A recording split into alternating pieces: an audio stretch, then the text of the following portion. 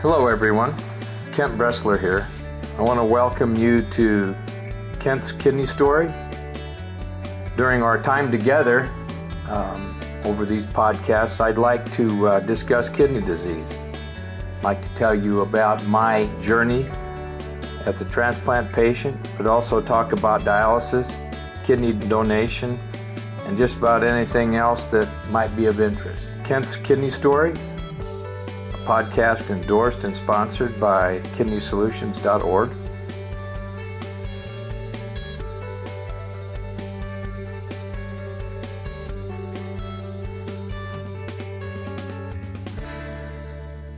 morning, everyone. This is Kent Bressler, and we're going to do some podcasting this morning. We've got some really interesting folks in here. I'll introduce them in a little bit.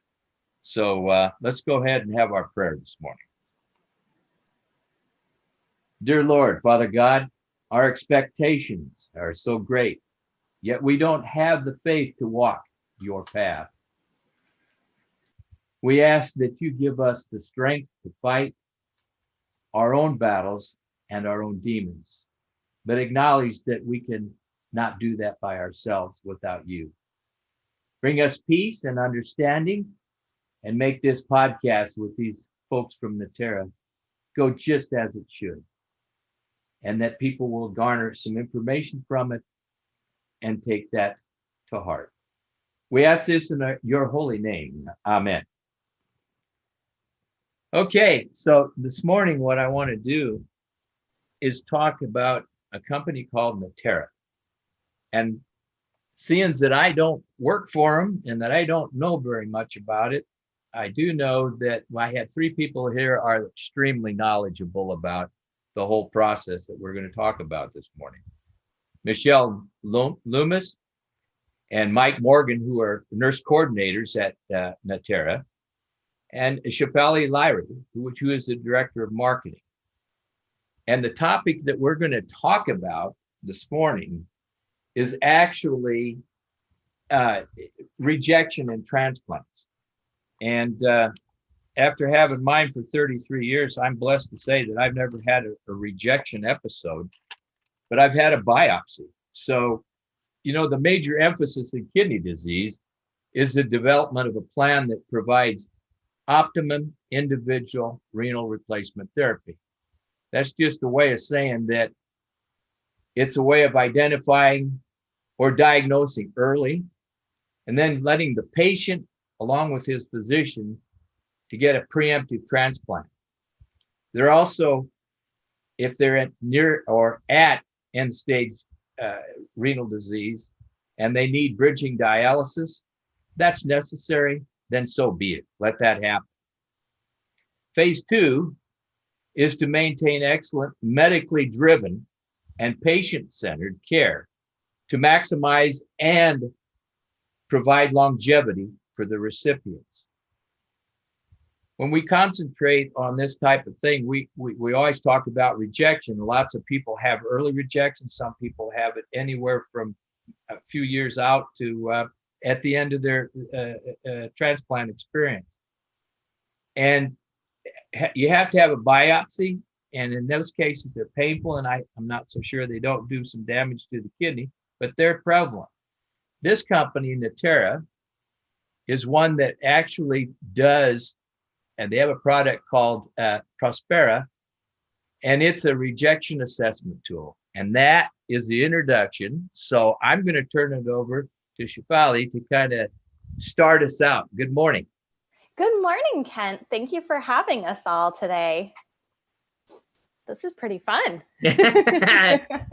Okay, so I'm a kidney patient. I've had a transplant.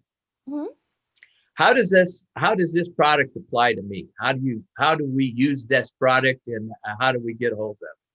Yeah, sure. Great question. So, as you so beautifully articulated in our intro, Prospera is actually a rejection assessment tool. And so basically just a little digression into what the tool is about. So the core technology really comes from the core technology that powers all of our products at Natera, whether it's in women's health, oncology, or in organ transplantation. And what we're able to do is we're able to take blood from the transplant recipient, and we're able to differentiate between your donor kidney DNA and your own DNA to measure the amount of donor kidney DNA in your blood and tell you the risk of your kidney going into active rejection.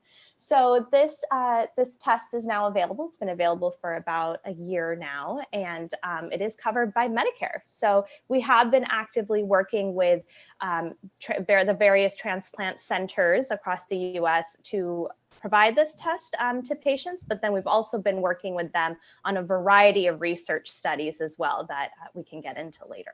Yeah. So just for explanation's sake, if you're listening in, this is not a replacement for biopsy, but it sure is going to be something that's on the horizon that might move us in that direction. Is that correct, Michelle? Yeah, so, I think biopsies will still be the gold standard, but you can use the Prospera test to really make biopsies more meaningful. So it gives your doctors a better tool to know when you really need a biopsy versus if they have a question about your creeping creatinine or some other tests that are happening. This will let them know if there's more injury or active rejection happening and that you do truly need a biopsy. So it's kind of like a precursor. It kind of helps you get to a point where the biopsy would be more meaningful. Do you think it would ever actually stop a physician from saying, "Oh, gee whiz, the Prospera result is pretty good. Maybe we don't have to do a biopsy. Maybe we can save the hassle of having to do one." Is that possible? Absolutely. So we've seen that in clinical practice where there's some concerns about some other lab results or things going on with the patient, and they've gotten a good Prospera that the percentage is within normal limits. And it saved patients from biopsies. So they are looking for other causes for what might be happening, or they're willing to wait and recheck the creatinine before going straight to a biopsy. And they found that they don't need to do a biopsy. The patient maybe just needed some fluids or medication adjustments, and as you know, they got saved from that pretty painful procedure. Oh gosh, yeah. Mike, what is your experience with the product? With how does that work for you? What are you seeing in the product? I've seen just kind of mirroring what Michelle was saying. I've seen a lot of good things, especially with some of the clinics that I've worked with, where they had a handful of patients that they suspected rejection on, and after actually doing both a Prospera as well as a biopsy and matching them up, and they saw that they reflected one another, then they were actually confident enough to not do biopsies in the remaining patients. So it's it's saved those patients time, especially during this COVID era. It's been very helpful in them being able to do these Prospera testing. As we, will offer mobile phlebotomy, so then the patient's able to stay at home and not put themselves at a greater risk. So go to the patient. Yep. And and we'll draw their other routine lab work on top of their Prospera. So it's they're getting done what they need to do regardless, as well as getting this Prospera test. So it's it's helped a lot of patients out, and given the clinics the information they need to help manage them. Yeah, I know some of the transplant programs, they have a protocol which calls for biopsy, kind of like on call. I mean, you're going to get one after a year or after 2 years. I have never had one in 33 years, and I've never had a sign of a rejection in that period of time. So I have some reservations about protocols, just going ahead and doing a biopsy to see where it's at. I think this is where, in my opinion, Prospera would come in real handy. You could substitute it in as a substitute for, periodic planned biopsies. What's your take on that? Either one of you. Go ahead. Just to jump in here, I think it may be helpful to explain why physicians are feeling really confident and comfortable using a Prospera instead of going directly to a biopsy. And I'm going to get a little technical here, but I'm going to try to make it a little bit easier to understand. But essentially, through validation studies, the Prospera test actually has a 95% negative predictive value in patients that are high risk, and then a 98% a negative predictive value in normal stable patients using Prospera in a surveillance setting. And so what that means is that, for example, a 95% negative predictive value, it means that the likelihood that your test is truly negative. So Right. that's basically the fact that it's 95% in a high risk population and 98% in the stable normal population. That really gives physicians that confidence that they can use it as a way to rule out rejection. So what percentage of the population right now of the nephrology community, how many of them, not a specific number, but is it a pretty good share of people using it? Is it out there pretty solid now? Yeah, actually, I mean, I'm not at liberty to say exactly how many or who, but you know, we are seeing since our launch last September that there's quite a large uptake at the 250 transplant centers that are in the U.S. We're also working with them on a variety of research studies, including our proactive registry study, where we're following 3,000 patients over a 3 to 5 year period and really understanding how donor-derived cell-free DNA, this type of test, can be used in clinical care. And so we're having really great responses, as Michelle and Mike were both saying, you know, as they speak to their transplant center counterparts on how to use this test, on which patients to use this test on, and then including how to use our recent ProReach program, which is the mobile phlebotomy offering of providing Prospera as well as your additional routine blood lab, so you don't have to leave your home. We can come to you. So yeah, it's been really cool to see that experience. I don't know if Michelle and Mike want to add to that. Yeah, Michelle, how do you protect the patient at home? You've got a lab drawer, Venatech or nurse going in to do these draws. How do they know they're COVID free? Sure. So we actually are contracting with multiple mobile phlebotomy companies to be able to reach across the entire United States for this program. And each one of them goes through vigorous COVID checks, if you will. So not COVID tests, but symptoms, fevers. You know, the mobile phlebotomists are checking in with their companies before they're entering patients' homes. And then they're using adequate PPE as well to make sure that they're not exposing these immunocompromised patients to any additional viruses. I know that's something that in the kidney community we're very scared of. It sounds great to have a mobile clinic, but you want to make sure that person didn't end up at the nursing home somewhere and then come over and start drawing you. That's what the flavor of what most people I've heard talk about. But everybody's using it. They have the opportunity. They sure are using it. So I think it's a viable option. Okay, so if you want to get a hold of this product, what do? You have to go through your physician. Of course, it's doctor ordered. Is this mostly found in centers of excellence, if you will, like in the major cities? How do you approach it in the rural areas?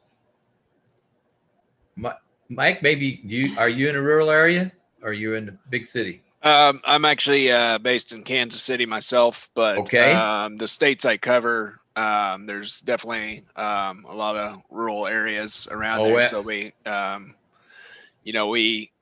for instance, the state of Kansas only has one transplant center, and it's a decent sized state. So we had to make some exceptions with how you can reach some patients. And that's another thing that Prospera has kind of helped out with too, is for some of these patients that have to travel a long ways away, using that as a testing marker to look at their cell-free DNA, and that may save them a trip from having to come in and get a biopsy. But to answer your question regarding the rural area, we have members of our team that reach out to both the major transplant centers as well as some of the community nephrologists to introduce them and educate them about the tests. So when we, if the kidney recipient's been following that their local nephrologist, then the local nephrologist can also access the test, and we can get them the necessary equipment or the kits that they need so they can provide testing to these patients.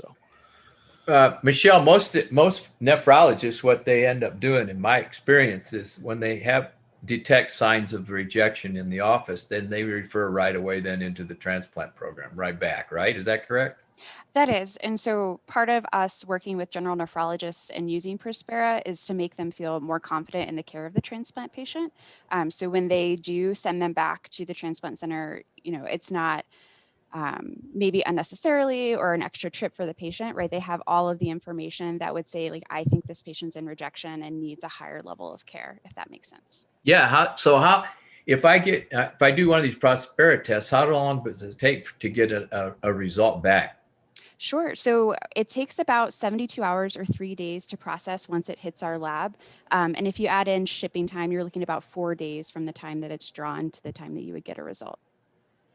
So in the light, this is a new technology. So you have to be honest with this, because it's not something that you can just do overnight and do and get a result. Mm-hmm. And so that in a sense is important for people to realize, it's important to stay tuned into your nephrologist. You got to go in. You don't wait with symptoms. You don't, wait till you're so sick you go in, because things like this take a while to figure out, right? So, absolutely. Yeah, go ahead. If you expound on that. So even, you can get normal basic metabolic panels back pretty quickly, but sure. If you wanted to get set up for a biopsy or further testing, we are recommending doctors to draw a Prospera at that time, because a lot of times, even before you would be able to get a patient to biopsy, you could get our result back. So, exactly. If you schedule, get them in, they're not just sitting in the office. Like Mike said, in Kansas, they might be 150 miles away. Right. Absolutely. And for those really tough cases where, a physician is seeing some strange, levels in the routine blood draws, that we do have extra programs that help with the expedited shipping and expedited processing. Yes. So yeah, Michelle's absolutely right. Turnaround time it's around 72 hours or 3 days, but we do have options to make it shorter depending on the clinical need. Well, I think that's really, really important. It's something that you guys, I'm sure, have studied, because, from the experience of not having rejection, some of my friends have experienced it within 3 days after transplant. Of course, they're still in the hospital. And some people have been out, some with FSGS who've been transplanted and had that rejection process begin almost within days or within a year's time, months' time. So, and they're not experienced in what it feels like to have a rejection episode. So this is a timely product, in my opinion. I think this is something that's gonna approach the envelope. It's gonna open up a lot of opportunities for patients, and that's what's most important about it. So, tell me more about the research that's gone into this. How did it all come about? Yeah, sure. So there were a few different research applications that we've had that we're currently in discussions with many of the transplant centers. We too recognize the power and potential of cell-free DNA. That's who we are. We are the experts in cell-free DNA. We've performed over 2 million of these types of tests across women's health, oncology, and transplant. But we need to understand, what is the unmet need? What are the pain points in the transplant community? And how can we use this type of test and this type of biomarker to fulfill, a lot of those needs? And so our conversations with the transplant community have been fantastic. They've been so open-minded and really, the collaborative brainstorming sessions we've had have been really cool. And so I'd say outside of, the large registry that we currently have, around how donor-derived cell-free DNA really changes the way physicians provide care, we've also looked at ways to enhance our products. So for example, now through all of the experience that we've had in our other tests as well as in Prospera, we're able to actually understand how an individual's background level of cell-free DNA can change depending on particular risk factors. So whether it's viremia, so we have a couple of case studies around COVID, so patients that have COVID, and how do you still monitor them with Prospera to really understand whether or not they're undergoing rejection.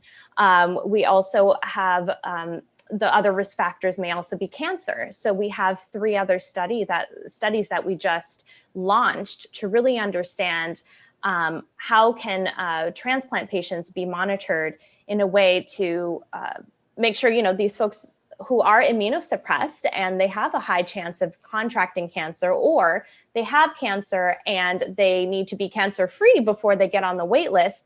How can we use our cancer test as well as, you know, our transplant test to help facilitate that and make sure they get the great quality care that they should be getting.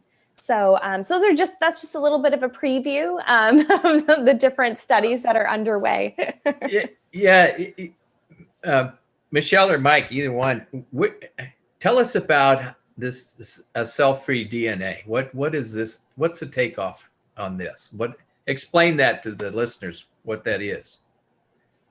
So cell-free DNA, essentially, if your body's releasing this at all times. So if you go and you have a vigorous workout, then your body's going to release cell-free DNA. But the way that this technology works is that if your transplanted kidney were having any sort of injury, whether that be to too much of your immunosuppression or signs of rejection or a possible virus, CMV, BK, then your body's going to start to release this cell-free DNA. So this technology is picking up that cell-free DNA released from the donor kidney, and then we're measuring that. So with that, you're able to see, if you see an elevated result, then you can show that, of course, to the clinician's going to see that, and that's going to help them look into the inside of like what's causing this rejection. You know, do they have any sort of virus, or, you know, have they missed their tacrolimus or anything? Something such as that. But that's and then as Shephalie was saying, you know, with the background as well, it can we take that into account as well. So if, for instance, the patient had was for whatever reason involved in a car crash recently, then their numbers could be falsely elevated. So it could be due to a mechanical injury versus an actual sign of rejection. Chemical, rejection. Yeah. So I look at it from the experience of being on cyclosporin for 33 years. And I look at some of my friends who are on Prograf, Cellcept, Imuran, you know, various Belatacept, all these. So are there markers? Is there any way that you can pick up whether it's actually, I'm talking about cancer, about if there's a way of looking at this cell-free DNA to show cancer early on, like a predictor? Does that make sense? Yeah, I can take that, and then Michelle and Mike, you can chime in. But so that actually speaks to our oncology test, where right now it's validated to be used as a cancer recurrence test. So say you already had cancer, a tumor of some kind, maybe. Yeah. Okay. And you went through surgery and what have and had it removed. The idea is that a tumor actually sheds cell-free tumor DNA, which sounds familiar, right? Like in transplant, this donor-derived cell-free DNA. So in cancer, it's cell-free tumor DNA that's being shed into the bloodstream. And so that test actually measures the amount of tumor DNA shed into your bloodstream to tell you whether or not your cancer is coming back. So that's where, you know, when we were discussing various applications in cancer and transplant, there's a really interesting couple of cases where some oncologists and transplant professionals have used our Natera test in order to clear people to be on the wait list to get a transplant. We are undergoing a few studies, as I mentioned, just to understand, okay, what if we have Signatera and Prospera, so our cancer test and our transplant test together for patients who are immunosuppressed and maybe they're experiencing some symptoms of cancer. So that's where we're at right now. But what you just pitched is exactly where we want to go. We want to understand, with all these different kind of chemotherapies and other immunosuppression therapies, how can we safely and non-invasively monitor the health of the patient? Yeah, those predictors, I think they're in the works. I hope that you guys can do something with that, because if you've been on long-term immunosuppression, which all of us are and are going to continue on it, there's always that thing in the back of your head that says, geez, I hope I don't have a lymphoma or some type of cancer developing because I'm taking this. And speak to that business, that idea of the fear of cancer with these immunosuppressives. Michelle, you may be the perfect one. Yeah. Yeah, I mean, that it is a huge concern with the long-term use of immunosuppressions, just like you mentioned, Kent. Something that can be done with our Prospera, and we've seen done in a few centers, is optimizing or minimizing the amount of immunosuppression using our Prospera test to follow and make sure that the patients aren't entering rejection as you lower the immunosuppression to lower the risk of long-term cancer. I've always been of the opinion that you should be on the lowest dose possible of any immunosuppressive. Trying to keep it at a given level, 5 to 10 or at 10 or whatever for Prograf or whatever it is, just because you're there doesn't mean that I think that it actually increases your risk, the higher the dose. And so the minimizing, and if you could use that test to get it as low as possible, is that not an advantage? Yeah, it is an advantage. And so I think we're partnering with some centers to do some longer term studies about that as well. But it is a use for our test to make sure that, it's a fine balance between low immunosuppression and keeping rejection down as well. So any tools that could help benefit patients in that way, like Prospera, I think are really valuable. So I don't know where you were 33 years ago, but by golly, I sure could have used this when I was at 900 milligrams twice a day of cyclosporin. Wow. That And with plus another 20 milligrams of prednisone.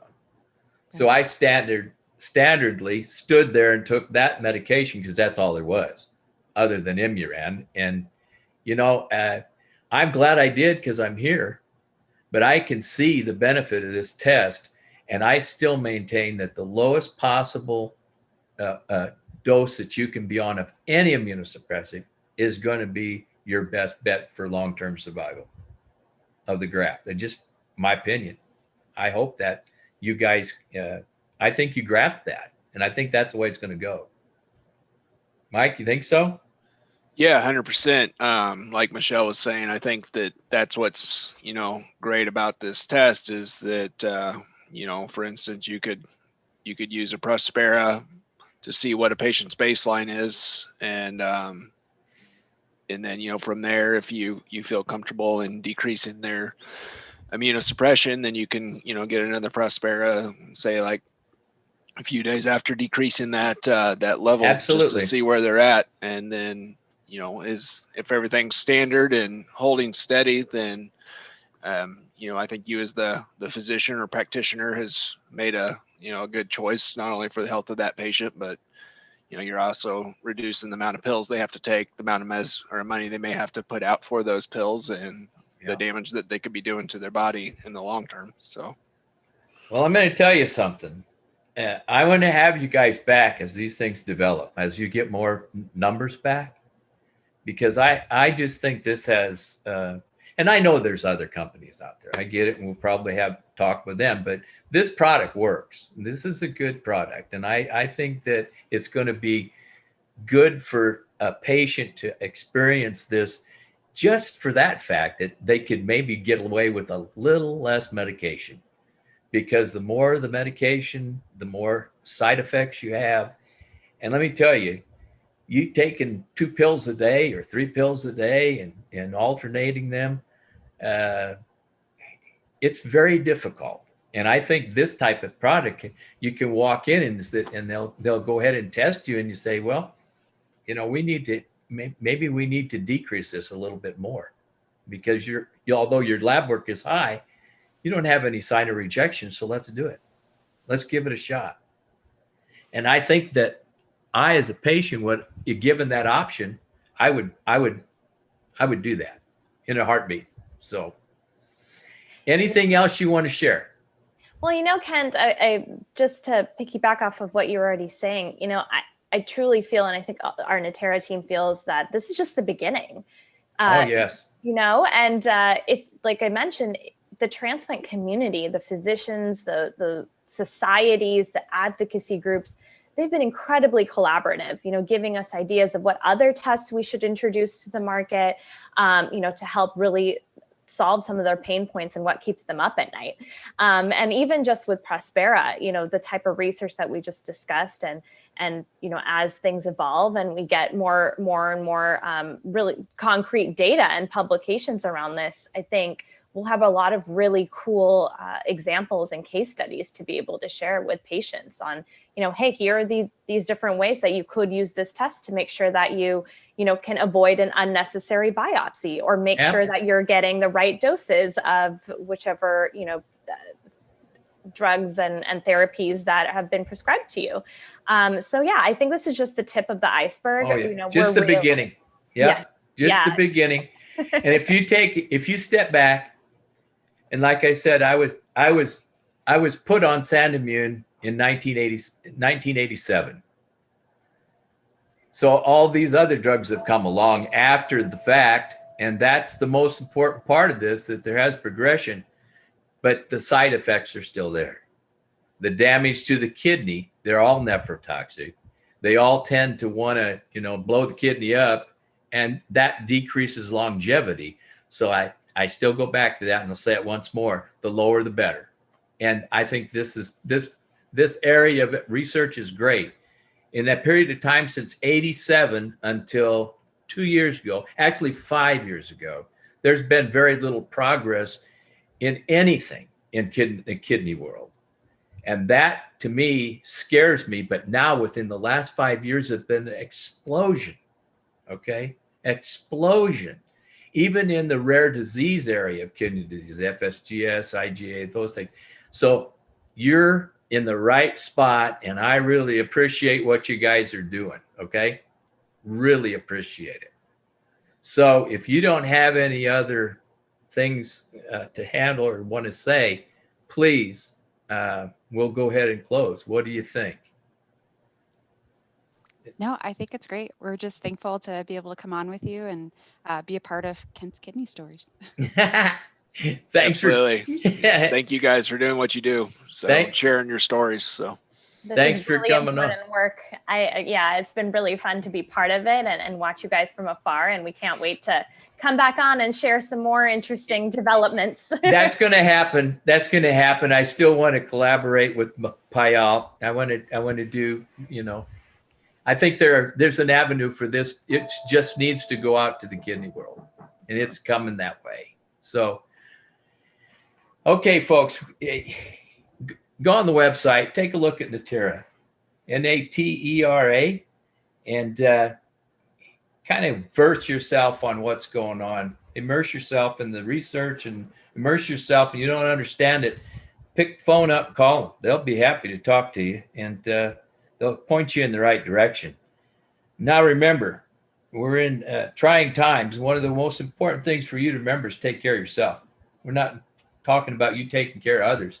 Take care of yourself, because if you're not well, your family suffers, everybody around you suffers. So take care of yourself. And until the next time, keep breathing.